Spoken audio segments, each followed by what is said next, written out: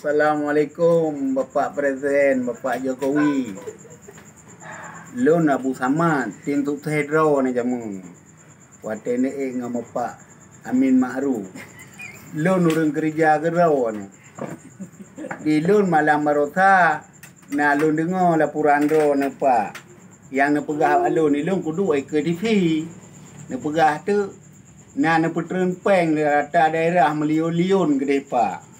Niyo bagi ke rakyat, termasuk niyo juk ke kelun. Tapi pemerintah Aceh orangnya hana juk tak apa ke kelun Pak. Lun lebih teh. Bak lun tim tu teror ni. Jadi mengaja Pak nak pegah tiga nyambak pemerintah Aceh. Niyo bagi de pengatradro niyo juk kan. Siapa dah ngejuk kamu rakyat? Cuma kan buat alih hau ka kebai. Cuma drone ni gak takai Pak Jokowi.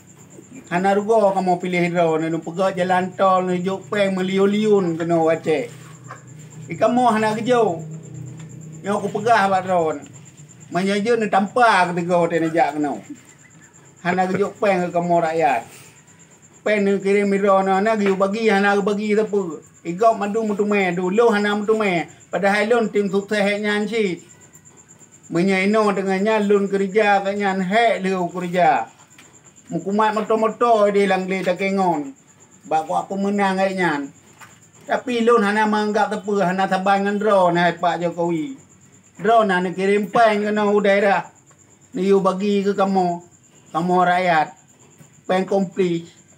Tapi no hana bisa apa pi kamu. Yang merasa kagak pegat stiker yang you buat motor. Lu aku fikir minyak spray. Ada high blow saban cik dah kayu kalau nak stikernya. Yang ke laporan maklun baju kera ni. Yang ni dupa. Jadi yang ke laporan lun badro 4 ber. Yang kalau putruk badro ni. Ni pegah tiga banyak ni you bagi-bagi sampai yang hak rakyat. Terima kasih Pak Ber. Assalamualaikum Pak.